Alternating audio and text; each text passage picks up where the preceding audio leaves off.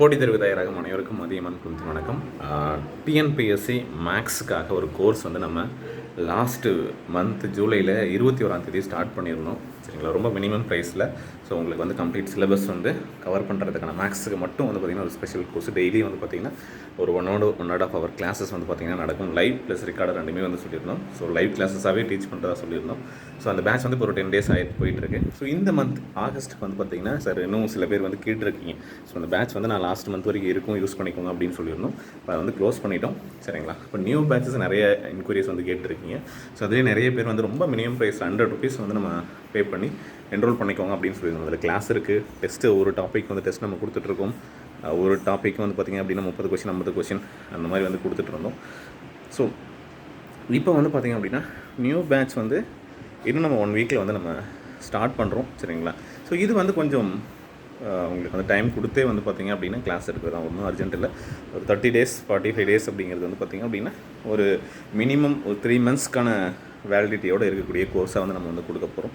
So use பண்ணிக்கோங்க. சரிங்களா, so இதுவுமே வந்து பார்த்திங்கன்னா லைவ் ப்ளஸ் ரெக்கார்டட் அந்த மாதிரி தான் இருக்கும். நீங்கள் எப்போ வேணாலும் இந்த கோர்ஸை வந்து அக்சஸ் பண்ணிக்கலாம், வீடியோஸ் அக்சஸ் பண்ணிக்கலாம், டெஸ்ட் அக்சஸ் பண்ணிக்கலாம், அந்த மாதிரி தான் இருக்கும்.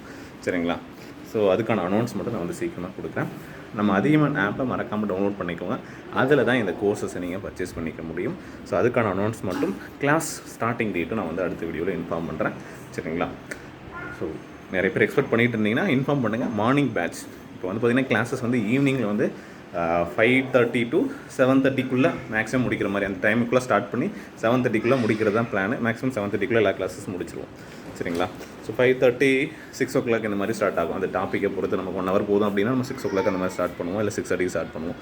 ஆனால் 5:30 to 7:30 டைமிங்குள்ளே தான் கிளாஸஸ் போயிட்டுருக்கு. அண்ட் இப்போ வரக்கூடிய பேட்சஸ் வந்து பார்த்திங்க அப்படின்னா மார்னிங்கில் வந்து ஒரு டைமிங்கில் கொண்டு வரலாம். ஏன்னா நிறைய பேர் வந்து ஜாயின் பண்ணுறாங்க, பட் எஃபெக்டிவாக லைவில் வந்து அட்டன் பண்ணுறவங்க அப்படின்னு பார்க்கும்போது கம்மியாகிட்டே வருது ஒவ்வொரு பேட்சஸ் ஒவ்வொரு கிளாஸஸ்க்கும். சரிங்களா, ஃபஸ்ட்டு கிளாஸஸ் வரும்போது வந்து பார்த்திங்க அப்படின்னா ஒரு 50 பேர் 60 பேர் வந்து டைம் லைவில் வந்து பார்த்துட்டு இருந்தவங்க இப்போ வந்து பார்த்திங்க அப்படின்னா 30 40 அந்த மாதிரி பாதியாக கம்மியாகிட்டே வந்துட்டுருக்காங்க. 60 பேர் 50 பேர் 40 பேர் 30 பேர் அப்படி வந்துட்டுருக்கீங்க. சரிங்களா, ஸோ ப்ராப்பராக யூஸ் பண்ணுங்க. அப்புறம் டெஸ்ட் எழுதுறவங்க பார்த்திங்க அப்படின்னா ஒரு 20 பேர் 25 பேர் தான் டெஸ்ட் எழுதுறாங்க. அதில் கொஞ்சம் பேர் வந்து பார்த்திங்கன்னா மிஸ் பண்ணிடுறீங்க.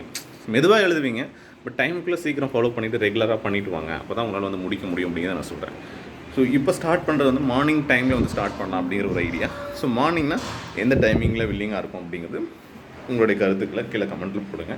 ஸோ மேக்ஸிமம் இருக்கக்கூடிய டைமிங்கை பொறுத்து மார்னிங் பேட்சஸும் வந்து நம்ம ஸ்டார்ட் பண்ணிக்கலாம். சரிங்களா, ஓகே, தேங்க்யூ.